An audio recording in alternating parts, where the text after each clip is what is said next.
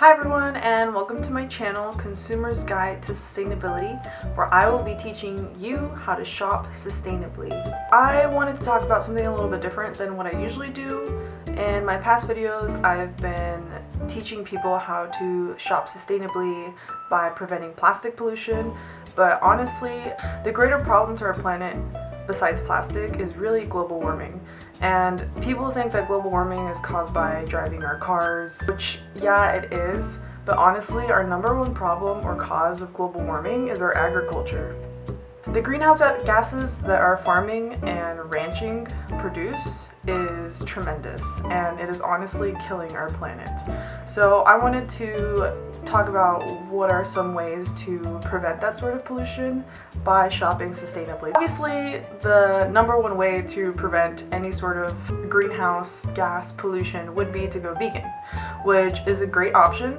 I 100% support it. The only problem with going vegan is if you're allergic to all grains and most fruits and vegetables like me, it is really hard to go vegan because I cannot eat soy, corn, oats, any sort of wheat, mostly all kinds of flour, any sort of beans, peas, root vegetables, squash. For me to go vegan, I would literally have to eat nothing but lettuce, which is not an option. I guess nuts, lettuce and nuts, although I am allergic to a lot of types of nuts, so I would be limited on that too. If you're a carnivore like my fiance, it's gonna be pretty hard to let go of the meat. One thing you can do is be picky about what meat and dairy products you are buying. One way to do that is to make sure that you are buying pasture-raised and grass-fed meat and dairy products.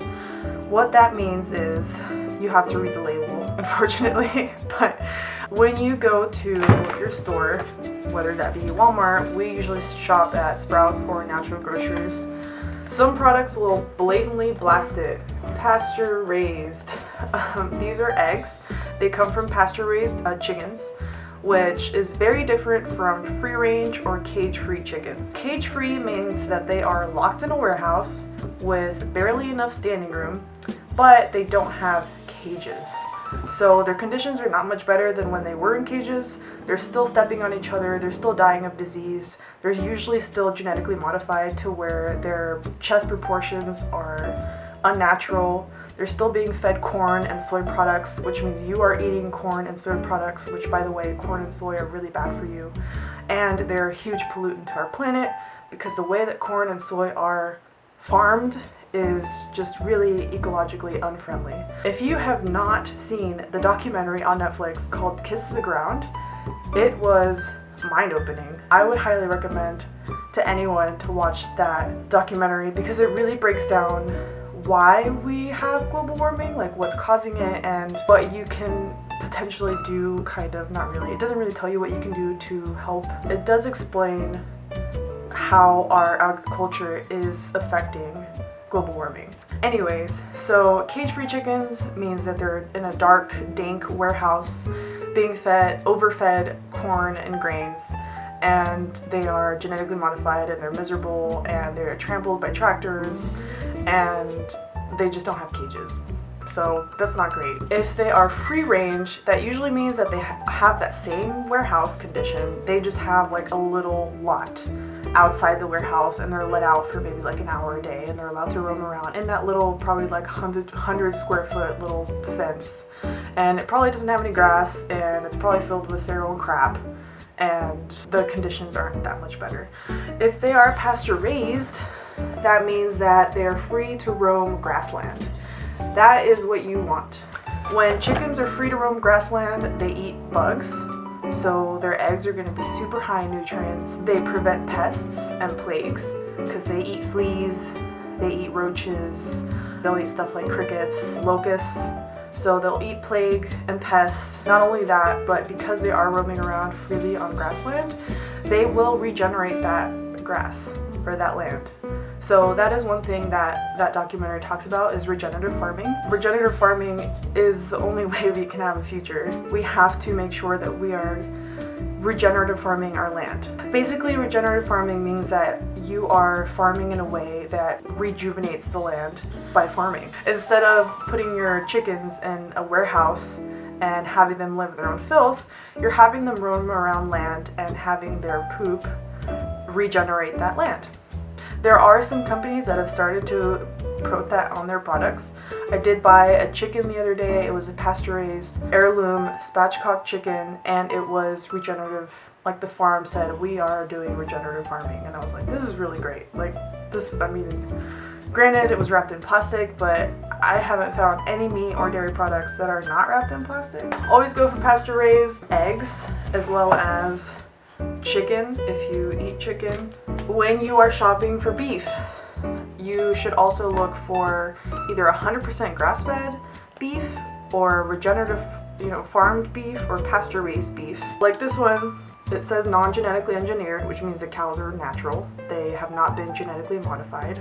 They are grass-fed, they weren't given antibiotics or hormones, and they're organic. They were raised on certified organic pastures. There's no preservatives. So same as the chickens, if a cow is raised on grassland or pastures, then they are not being fed corn and soy, and they are just free to roam the land, and their feces will regenerate that land, and they'll just be much happier and healthier living on pastures, because that's how cows are supposed to be. Their cheese, sometimes you have to read the small print, so on the side here it says they are made in small batches using locally sourced grass-fed milk. It's really tiny, but it's there, which is another thing. You always want to shop locally. If you can shop products that were made in small batches and were locally sourced, that is going to be so much better than shopping for products that were mass produced.